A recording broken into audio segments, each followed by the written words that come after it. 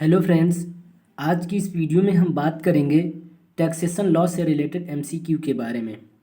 अगर आप हमारे चैनल पर पहली बार आए हैं तो चैनल को सब्सक्राइब कर लीजिए और साथ में बेल ऑन कर लीजिए ताकि जब भी मैं वीडियो अपलोड करूं आपको नोटिफिकेशन के माध्यम से जानकारी वीडियो की मिलती रहे। तो चलिए बात करते हैं हम टैक्सेशन लॉ से रिलेटेड एमसीक्यू के बारे में। जैसा कि आप लोग जानते हैं कि आपके एग्ज़ाम जो है दिसंबर के पहले सप्ताह से शुरू होंगे। मतलब जो स्टूडेंट कानपुर यूनिवर्सिटी से या फिर उससे अटैच कॉलेज में पढ़ रहे हैं तो उनकी एग्ज़ाम डेट सीट आ चुकी है। ठीक है, CSGM यूनिवर्सिटी वाले स्टूडेंट के लिए। ठीक है, तो वे लोग कंटिन्यू अपनी प्रिपरेशन कर दें। अभी नहीं किए हुए हैं आप लोग तो ठीक है, आप में से कुछ स्टूडेंट होंगे। ठीक है, तो आप लोग ज़्यादा से ज़्यादा वीडियो को शेयर करें अपने फ्रेंड्स के बीच ताकि वो लोग भी तैयारी शुरू कर दें। ठीक है, अगर ना शुरू किए हों तो। और आप लोग जो है वीडियो को पूरा देखिए। ठीक है, सारे क्वेश्चन देखिए, सारे क्वेश्चंस प्रैक्टिस करिए।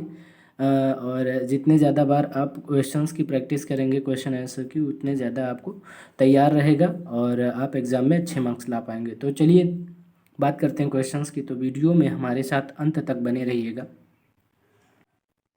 क्वेश्चन नंबर पहला कहता है कि अंतर्राज्यिक कर उन्मुक्ति के सिद्धांत का प्रतिपादन 1819 में किसने किया? तो आपको याद रखना है अमेरिकी सर्वोच्च न्यायालय ने किया था। ठीक, ए ऑप्शन सही है बिल्कुल। क्वेश्चन नंबर दूसरा कहता है समवर्ती सूची के विषय पर विधि बनाने की शक्ति किसे प्राप्त है? तो याद रखिएगा केंद्र व राज्यों को। सी ऑप्शन आपका यहाँ पर बिल्कुल क्लियर है, बिल्कुल सही है। चलिए आगे बात करते हैं क्वेश्चन नंबर तीसरे और चौथे की।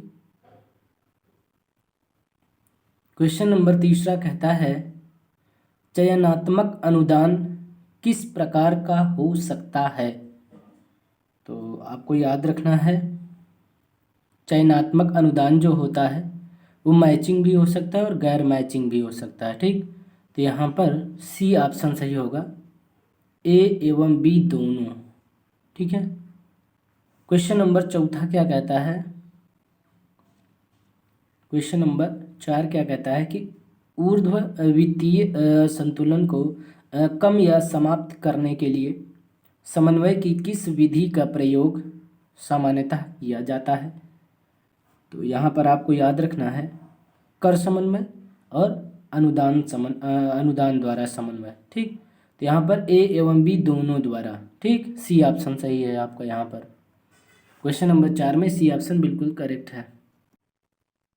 क्वेश्चन नंबर 5 क्या कहता है कि भारत में संघीय वित्त व्यवस्था का प्रारंभ वस्तुतः कब से प्रारंभ हुआ? तो आपको याद रखना है 1865 ईस्वी से प्रारंभ हुआ। ठीक, क्वेश्चन नंबर 6वां क्या कहता है कि भारत में नया संविधान कब लागू हुआ? तो आपको याद रखना है 26 जनवरी 1950 को। आगे बात करते हैं क्वेश्चन नंबर 7 और 8 की। क्वेश्चन नंबर 7 क्या कहता है भारतीय संविधान के किस अनुच्छेद के अनुसार राज्यों को केंद्र सरकार की उस संपत्ति पर कर मतलब टैक्स लगाने का अधिकार होगा जिस पर उन्हें सर्वप्रथम लागू होने के पूर्व कर लगाने का अधिकार था? तो आपको याद रखना है अनुच्छेद 285 के दूसरे खंड में। ठीक है, क्वेश्चन नंबर 8 क्या कहता है? क्वेश्चन नंबर 8 कहता है कि भारतीय संविधान द्वारा यहाँ पर रिक्त स्थान की पूर्ति करनी है। तो यहाँ पर डॉट डॉट लगाया है, यहाँ पर भरना है और आगे कहा है संघीय सरकार में निहित की गई है, तो रिक्त स्थान की पूर्ति करना है। ठीक, तो याद रखिएगा अवशिष्ट शक्तियाँ, बी ऑप्शन आपका यहाँ पर बिल्कुल सही होगा। ठीक है, क्वेश्चन नंबर 9 कहता है कि संघीय कर व्यवस्था में वित्तीय असंतुलन के पहलू नहीं हैं। तो आपको याद रखना है इनमें से कोई नहीं। डी ऑप्शन बिल्कुल सही है। क्वेश्चन नंबर 10 क्या कहता है कि भारत में, इंडिया में पहली पंचवर्षीय योजना कब लागू हुई? तो पहली पंचवर्षीय योजना जो है भारत में 1951 ईस्वी में लागू हुई थी। चलिए आगे बात करते हैं क्वेश्चन नंबर 11 और 12 की। क्वेश्चन नंबर 11 कहता है, 11 नंबर कहता है कि भारतीय संविधान की किस अनुसूची की प्रथम सूची में उन शक्तियों का वर्णन किया गया है जो संघीय सरकार में नहीं है? तो याद रखिएगा 7वीं अनुसूची।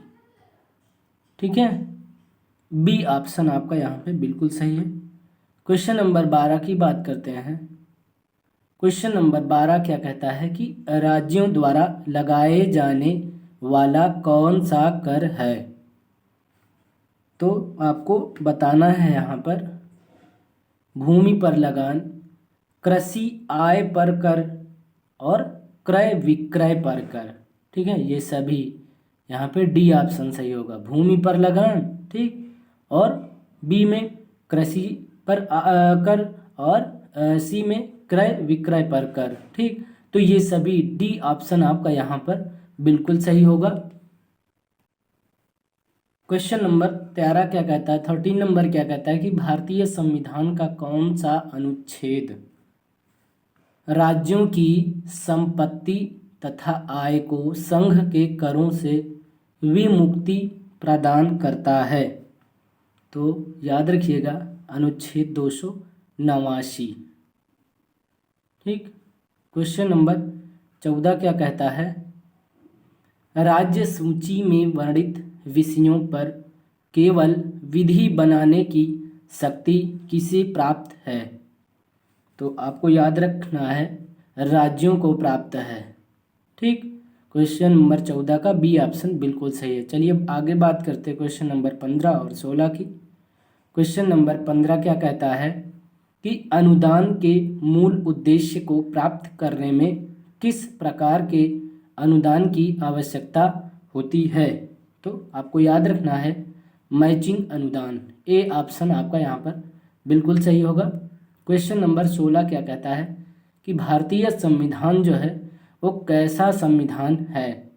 तो भारतीय संविधान जो है वो एक संघीय संविधान है। सी ऑप्शन आपका यहाँ पर बिल्कुल सही होगा। क्वेश्चन नंबर 17 मतलब क्वेश्चन नंबर 17 कहता है कि भारतीय संविधान की 7वीं अनुसूची की कौन सी सूची राज्य सूची है? तो याद रखिएगा दूसरी। ठीक है, क्वेश्चन नंबर 18 क्या कहता है, क्वेश्चन नंबर 18 कहता है भारतीय संविधान के अनुच्छेद 269(2) के अधीन केंद्र सरकार राज्यों को क्या देती है? तो आपको याद रखना है ऋण देती है। बी ऑप्शन बिल्कुल सही है। क्वेश्चन नंबर 19 मतलब 19 क्या कहता है, आगे बात करते हैं। भारतीय संविधान के कौन से अनुच्छेद में केंद्र सरकार की संपत्ति को सभी प्रकार के राज्य करों से विमुक्ति प्रकार प्राप्त होती है? तो अनुच्छेद 285, आर्टिकल 285। ओके, अनुच्छेद 20 कहता है, आगे बात करते हैं क्वेश्चन नंबर 20 की। क्वेश्चन नंबर 20 भारतीय संविधान के कौन से अनुच्छेद में संघ तथा राज्यों के बीच विधायी शक्तियों के वितरण के बारे में प्रावधान किया गया है? तो आपको याद रखना है अनुच्छेद 245 तथा 255। चलिए आगे बात करते हैं क्वेश्चन नंबर 21 और 22 की। क्वेश्चन नंबर 21 क्या कहता है कि संघ सूची के विषयों पर विधि किसके द्वारा बनाई जा सकती है? तो आपको याद रखना है केंद्र सरकार द्वारा। ए ऑप्शन आपका बिल्कुल सही है। क्वेश्चन नंबर 22 क्या कहता है कि भारत में गणतंत्र कब बना? ठीक है, तो आपको याद रखना है 1950 ईस्वी में। ठीक है, आगे बात करते हैं क्वेश्चन नंबर 23 और 24 की। क्वेश्चन नंबर 23 क्या कहता है कि संघीय सरकार द्वारा कौन सा कर नहीं लगाया जाता है? तो आपको याद रखना है क्रय विक्रय पर कर।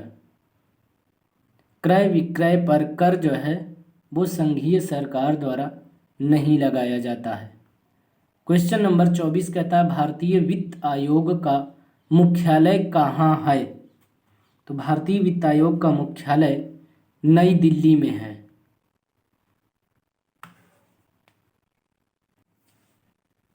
आई होप कि आपको वीडियो पसंद आई होगी। आप लोग वीडियो को ज़्यादा से ज़्यादा अपने फ्रेंड्स के बीच शेयर करें ताकि आप अकेले एग्ज़ाम की तैयारी ना करें, आप अपने फ्रेंड्स को भी साथ लेकर चलें आगे। ठीक है, तो प्लीज़ आप लोग अपने फ्रेंड्स को भी वीडियो को ज़्यादा से ज़्यादा शेयर करें ताकि आपके फ्रेंड्स लोग भी अपने एग्ज़ाम की तैयारी अच्छे से कर सकें। ठीक है, और इन क्वेश्चंस को अच्छे से प्रैक्टिस करिए और जितना ज़्यादा आप प्रैक्टिस करोगे उतना आपको तैयार रहेगा, उतने ज़्यादा दिन तक आपको तैयार रहेगा, भूलेंगे नहीं आप। ठीक, तो और चैनल पर नए आए हैं और अभी तक सब्सक्राइब नहीं किया हमारे चैनल को तो आप सब्सक्राइब कर सकते हैं और बेल ऑन कर लीजिएगा नोटिफिकेशन पाने के लिए। ठीक है, तो चलिए दोस्तों, अब हम आपसे नेक्स्ट वीडियो में मिलेंगे। बहुत बहुत धन्यवाद।